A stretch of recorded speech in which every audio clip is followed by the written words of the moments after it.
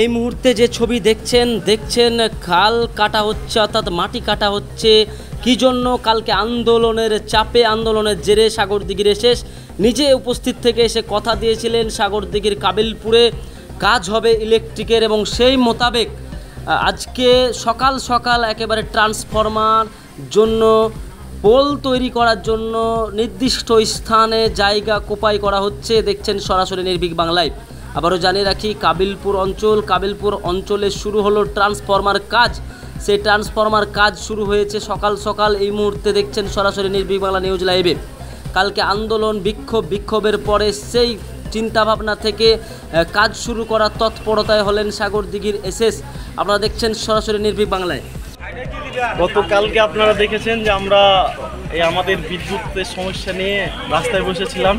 SS সাহেব কথা দিয়ে গেছিলেন, এবং আজকে আমাদের সাহেবনগর যে ইলেকট্রিক সমস্যা, সেই সমস্যার সমাধানের জন্য আলাদা একটা 63 কেভি ট্রান্সফরমার বসানোর জন্য পোল পোতা হচ্ছে, কাজ শুরু হয়েছে।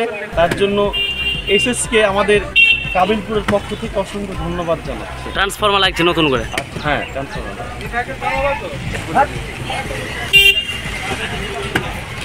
এটা আমাদের যে বিদ্যুৎ বিভ্রাট চলছিল, বিদ্যুৎ নিয়ে যে সমস্যা চলছিল, যেটার পরিপ্রেক্ষিতে আমরা গত কালকে এবং তার আগে একদিন পথ অবরোধ করেছিলাম, এবং সেই পথ অবরোধের ফলশ্রুতি হিসাবে আমাদের এসএস সাহেব যে কথা দিয়েছিলেন যে কাবিলপুরের বিদ্যুৎ বিভ্রাট দূর হবে, তারই ফল আজকে আমরা দেখতে পাচ্ছি।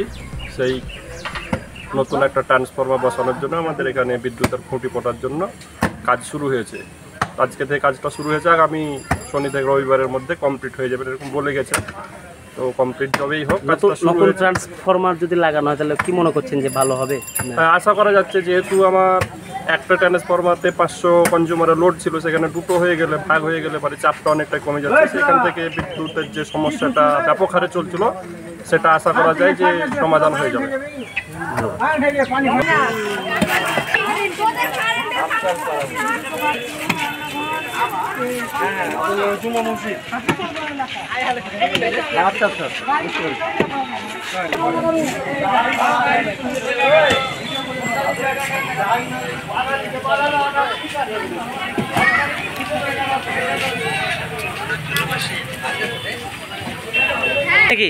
না মিস্ত্রি, আমি গ্রামের মানুষ, সাধারণ মানুষ, আমাদের সর্বক্ষণের সাথী।